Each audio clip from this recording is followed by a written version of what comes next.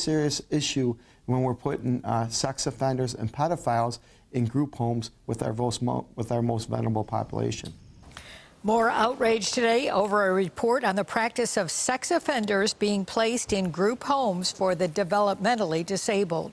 That information was uncovered by a foundation in the Albany area. And now, working with that foundation, News 4 has identified at least one group home right here in Erie County that is housing sex offenders. News 4's Chris Servatis joins us right now with the details. Chris? Yeah, Don, it's in Gowanda. There are 2 sex offenders there. One is level 2, one is level 3, the highest risk.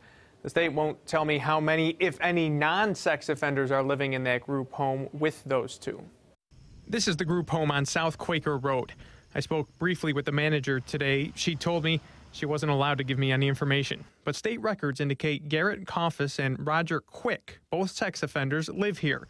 Michael Carey, who started the Jonathan Carey Foundation in honor of his son, says he discovered at least a dozen group homes statewide housing about 40 sex offenders. This is like off the charts, illegal, and completely unconstitutional. The problem is when you're dealing with our most vulnerable population, anything can happen. I know that from experience with my brother. The brother of Erie County Clerk Mickey Kearns is living with a developmental disability, and that's why 2 years ago, as an assemblyman, he joined with residents in West Seneca, upset that 7 sex offenders had been moved into their neighborhood without notice. Now he's criticizing the state over this revelation. We need to have a conversation about sex offenders and their placement.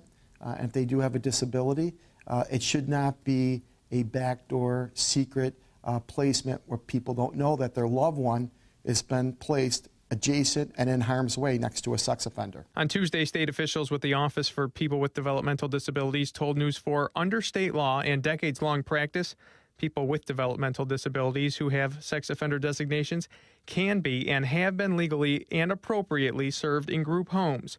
But Kearns wishes they'd be a lot more transparent about it. Yes, I agree that OPWDD should be forthcoming, and they should give you that information. Now, Kearns is running for a full term as county clerk, so in the interest of fairness, we also reached out to Democratic candidate Angela Marinucci. She agreed with Kearns, basically saying that the state housing sex offenders that is in these homes raises serious concerns for the safety of all residents and the public at large. Chris Servatis, News 4.